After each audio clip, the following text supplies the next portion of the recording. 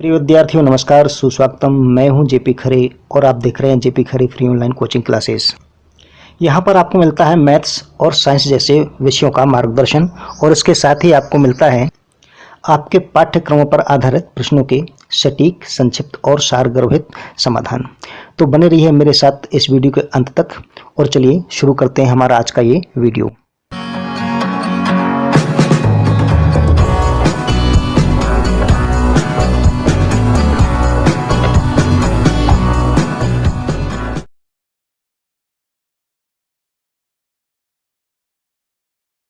Students, आपको याद होगा कि इसके पूर्व मैंने एक वीडियो अपलोड किया था जिसमें मैंने आपके लिए सभी प्रकार के त्रिभुजों के क्षेत्रफल ज्ञात करने का एक नया सूत्र बताया था और उसकी प्रमाणिकता सिद्ध करने के लिए एक उदाहरण भी प्रस्तुत किया था। मगर उसकी प्रमाणिकता सिद्ध करने के लिए एक उदाहरण पर्याप्त नहीं था, तो चलिए आज हम कुछ और एग्जाम्पल्स लेकर के उस नए फार्मूले की प्रमाणिकता सिद्ध करेंगे। आप कह सकते हैं कि ये मेरा वीडियो उस पिछले वीडियो का ही पूरक वीडियो है। तो हम अपना वीडियो शुरू करें इसके पहले चलिए हम जान लेते हैं कि ट्रायंगल्स यानी कि त्रिभुज मुख्य रूप से कितने प्रकार के होते हैं। पहला है समबाहु त्रिभुज या इक्विलैटरल ट्रायंगल। दूसरा है समद्विबाहु त्रिभुज या आइसोसेलेस ट्रायंगल। तीसरा है विषम बाहु त्रिभुज या स्क्वाइन ट्रायंगल। चौथा है यूनिकोण त्रिभुज या एक्यूट ट्रायंगल। पांचवा है समकोण त्रिभुज या राइट ट्रायंगल। छठवां अधिकोण त्रिभुज या ऑब्ट्यूज ट्रायंगल। तो चलिए अब विषय को स्पष्ट करने के लिए कुछ एग्जाम्पल्स ले लेते हैं।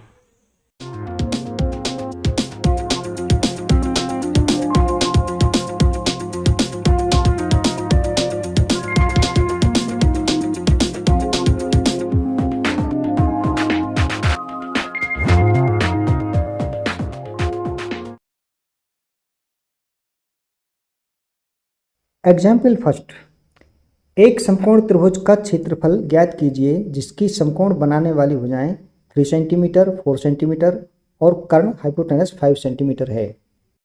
चलिए हम इसको सॉल्व करते हैं। सबसे पहले सामान्य सूत्र से इसको सॉल्व करेंगे।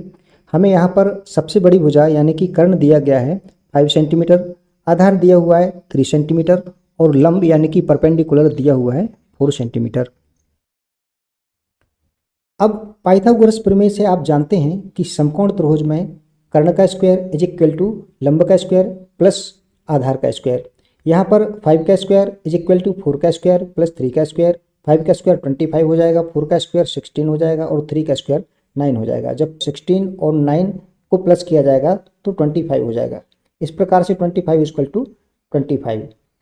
चूँकि दोनों पक्ष बराबर हैं इसलिए यह स्पष्ट हुआ कि ये त्रिभुज समकोण त्रिभुज ही है। अब चलिए सामान्य सूत्र क्या है। समकोण त्रिभुज का क्षेत्रफल is equal to 1/2 into base into height. प्राप्त हुआ 1/2 into 4 into 3 is equal to 6। Answer आया 6 सेंटीमीटर स्क्वायर। अब नया फार्मूला अप्लाई करते हैं। त्रिभुज का क्षेत्रफल is equal to 1/4 under root bracket में 2ab का होल स्क्वायर माइनस ब्रैकेट में a का स्क्वायर प्लस b का स्क्वायर माइनस सी का स्क्वायर और इस ब्रैकेट का भी स्क्वायर। ए बी सी की वैल्यू पुट करने पर प्राप्त होता है 1/4 under root 2 into 3 into 4 bracket में ब्रैकेट का स्क्वायर माइनस दूसरे ब्रैकेट में 3 का स्क्वायर प्लस 4 का स्क्वायर माइनस 5 का स्क्वायर और ब्रैकेट का भी स्क्वायर। सॉल्व करने पर प्राप्त होता है 1/4 अंडर रूट 24 का स्क्वायर माइनस ब्रैकेट में 9 प्लस 16 माइनस 25 और इस ब्रैकेट का स्क्वायर। आगे सॉल्व करने पर प्राप्त होता है 1/4 अंडर रूट 24 का स्क्वायर माइनस 0 का square is equal to 1/4 under root 24 का स्क्वायर। स्क्वायर से स्क्वायर रूट कट जाएगा और प्राप्त होगा 1/4 इंटू 24 और 24 को 4 से डिवाइड करने पर प्राप्त हो जाता है 6। इस प्रकार आंसर हुआ 6 सेंटीमीटर स्क्वायर। दोनों ही सूत्रों से आंसर सेम आता है, अर्थात हमारा नया फार्मूला सही है। एग्जाम्पल नंबर 2, समबाहु त्रिभुज इक्विलैटरल ट्रायंगल। क्वेश्चन है एक समबाहु त्रिभुज का क्षेत्रफल ज्ञात कीजिए जिसकी प्रत्येक भुजा की लंबाई 2.5 सेंटीमीटर है। सामान्य सूत्र है समबाहु त्रिभुज का क्षेत्रफल इज इक्वल टू का स्क्वायर अपॉन 4 इंटू √3। यहाँ पर ए दिए गए समबाहु त्रिभुज की भुजा है जिसकी लंबाई हमें दी गई है 2.5 सेंटीमीटर। जब हम इसकी वैल्यू को और √3 की वैल्यू यानी कि 1.732 को जब इस फार्मूले में रख देते हैं तो हमें प्राप्त हो जाता है क्षेत्रफल यानी कि area capital A is equal to 2.5 का स्क्वायर अपॉन 4 इंटू 1.732। जब हम 1.732 को 4 से डिवाइड करते हैं तो प्राप्त होता है 6.25 इंटू 0.433। यहाँ पर 6.25 2.5 का स्क्वायर है। 6.25 और 0.433 को मल्टीप्लाई करने पर प्राप्त होता है 2.70625 सेंटीमीटर स्क्वायर। यहाँ पर सुविधा के लिए क्षेत्रफल को कैपिटल ए से दिखाया गया है। अब इसे हम नए फार्मूले से सॉल्व करेंगे। तो यहाँ पर त्रिभुज की तीनों भुजाएं ए, बी और सी तीनों की लंबाई 2.5 सेंटीमीटर है और फार्मूला है त्रिभुज का क्षेत्रफल is equal to 1/4 under root bracket में 2ab का स्क्वायर माइनस दूसरे ब्रैकेट में a का स्क्वायर प्लस b का स्क्वायर माइनस c का स्क्वायर और इस ब्रैकेट का भी स्क्वायर। a, b और c तीनों के स्थान पर 2.5 सेंटीमीटर रखने पर हमें प्राप्त होता है 1/4 अंडर रूट 2 इंटू 2.5 इंटू 2.5 और ब्रैकेट पर स्क्वायर माइनस दूसरे ब्रैकेट में 2.5 का स्क्वायर प्लस 2.5 का स्क्वायर माइनस 2.5 का स्क्वायर और इस ब्रैकेट का भी स्क्वायर। इसको सॉल्व करने पर प्राप्त होता है 1/4 अंडर रूट 12.50 का स्क्वायर माइनस 2.5 का स्क्वायर और पुनः इसका स्क्वायर। आगे गणना करने पर प्राप्त होता है 1/4 अंडर रूट 12.50 का स्क्वायर आ जाएगा 156.2500 माइनस 2.5 का स्क्वायर आ जाएगा 6.25 और पुनः इसका स्क्वायर करने पर आ जाएगा 39.0625 is equal to 1/4 under root यहाँ पर 156.2500 में से 39.0625 माइनस हुआ तो प्राप्त हुआ 117.1875 is equal to 1/4 under root 39.0625 into 3 और फिर 1/4 into 6.25 into under root 3 is equal to 1/4 into 6.25 into 1.732। यहाँ पर 1.732 वर्गमूल 3 का लगभग मान है और 6.25 ये जो है 39.0625 का वर्गमूल है। जब 1.732 को 4 से डिवाइड कर देते हैं तो हमें प्राप्त हो जाता है 6.25 into 0.433 is equal to 2.70625 centimetre square, जो कि हमारे सामान्य सूत्र से जो आंसर आया था उसके एकदम बराबर है। इस तरह समबाहु त्रिभुज के लिए भी हमारा नया फार्मूला प्रमाणित सिद्ध होता है।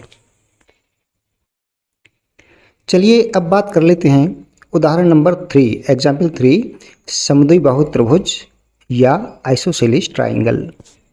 क्वेश्चन है, एक समद्विबाहु त्रिभुज का क्षेत्रफल ज्ञात कीजिए जिसकी भुजाएं 3 सेंटीमीटर, 3 सेंटीमीटर और 4 सेंटीमीटर हैं।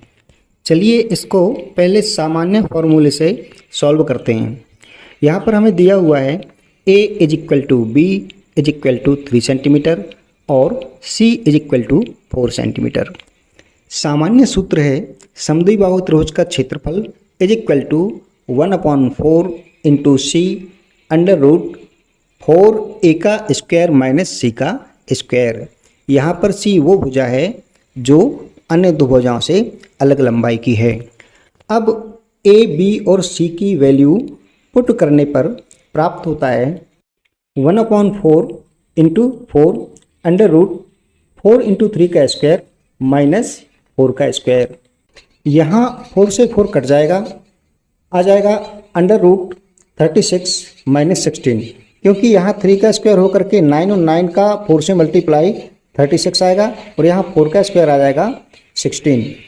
इज इक्वल टू √20 और 20 का स्क्वायर रूट प्राप्त होता है लगभग में 4.4721 सेंटीमीटर स्क्वायर।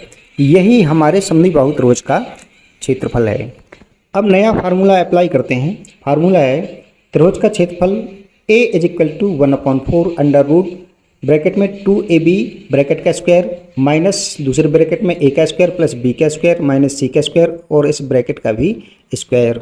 ABC की वैल्यू पुट करने पर प्राप्त होता है 1/4 अंडर रूट ब्रैकेट में 2 × 3 × 3 और ब्रैकेट का स्क्वायर माइनस दूसरे ब्रैकेट में 3 का स्क्वायर प्लस 3 का स्क्वायर माइनस 4 का स्क्वायर और फिर इस ब्रैकेट का स्क्वायर।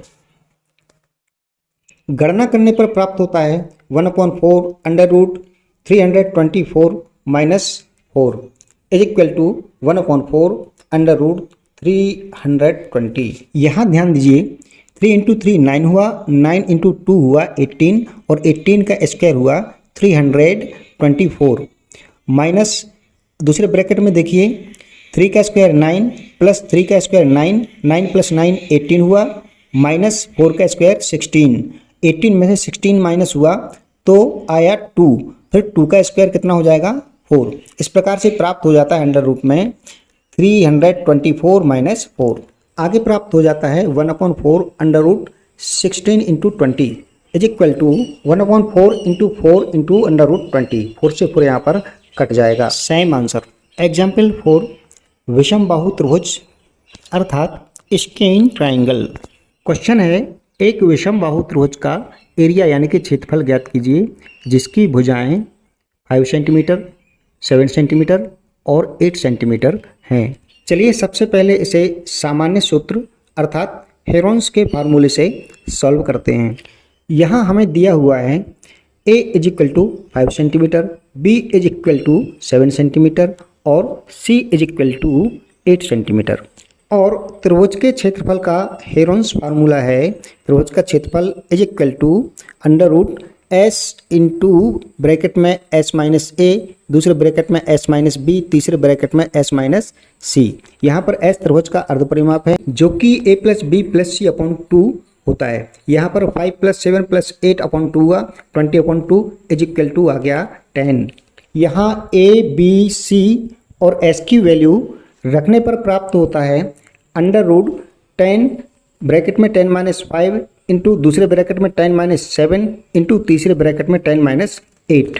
यहाँ 10 में से 5 माइनस हुआ तो 5 इंटू दूसरे ब्रैकेट में 10 - 7 ये आया 3 और तीसरे ब्रैकेट में आया 10 - 8 हुआ 2। इस प्रकार में प्राप्त हो जाता है अंडर रूट 10 × 5 × 3 × 2 और इनका मल्टीप्लाई करने पर हमें प्राप्त हो जाता है under root 300 is equal to 10 under root 3। Under root 3 की लगभग वैल्यू होती है 1.732। तो 10 से इसको मल्टीप्लाई कर देते हैं तब हमें प्राप्त हो जाता है 17.32 सेंटीमीटर स्क्वायर लगभग। ये इस त्रिभुज का एरिया हुआ। अब इसी को नए फार्मूले से सॉल्व करते हैं।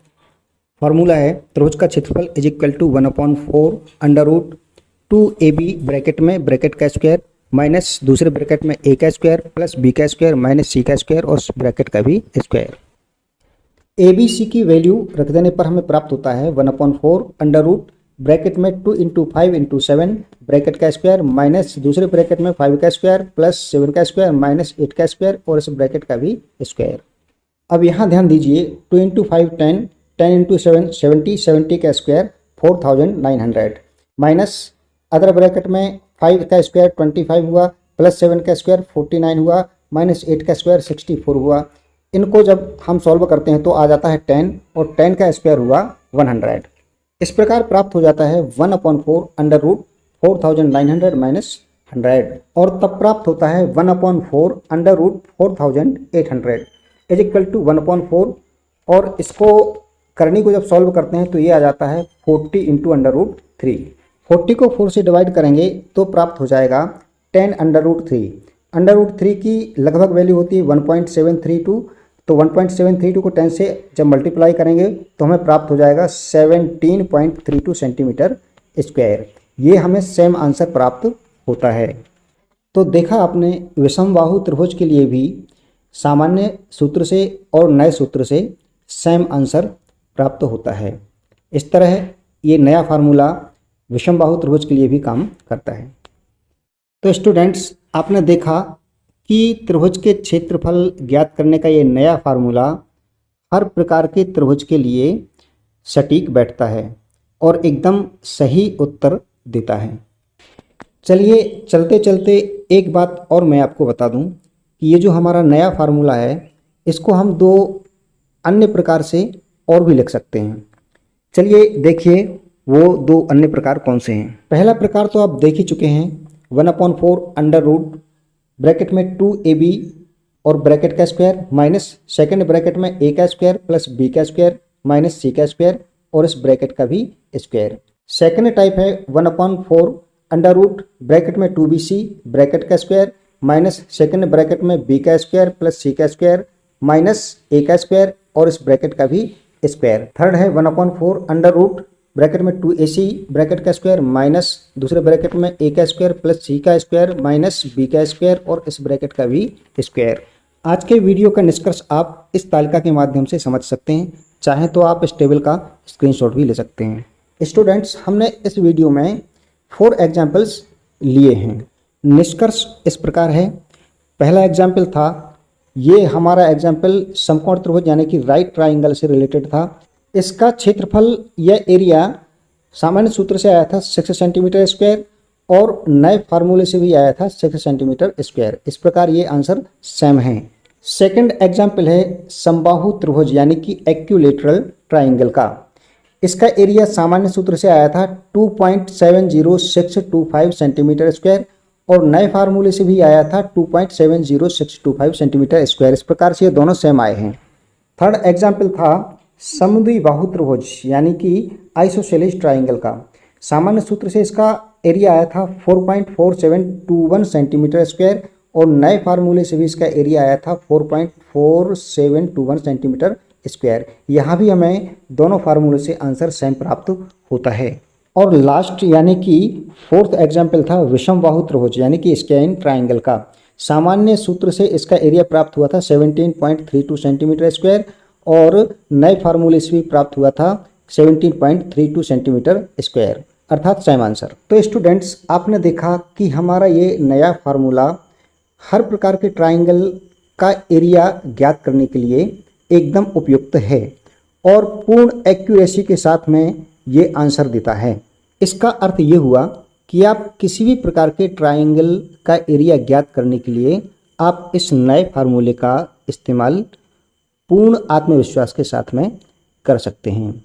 इसमें कहीं भी त्रुटि होने की संभावना नहीं है। प्रिय विद्यार्थियों, मैं आपके लिए वीडियो तैयार करने में बहुत मेहनत करता हूं, तो मैं इतनी उम्मीद तो आपसे रख ही सकता हूं कि आप वीडियो देखने के पश्चात वीडियो को लाइक कर दें, उस पर कमेंट कर दें और वीडियो को शेयर भी कर दें ताकि अन्य लोग भी उससे लाभान्वित हो सकें। मैं आगे भी आपके लिए ऐसे ही इंटरेस्टिंग वीडियोज़ लेकर के आता रहूँगा, तो आप देखते रहिए मेरा यूट्यूब चैनल जेपी खरे फ्री ऑनलाइन कोचिंग क्लासेस। अब मुझे इजाज़त दीजिए, मैं फिर मिलूँगा आपसे शीघ्र ही एक नया वीडियो लेकर। तब तक आप अपना ख्याल रखिए और मस्त रहिए। वीडियो देखने के लिए आपका बहुत बहुत धन्यवाद।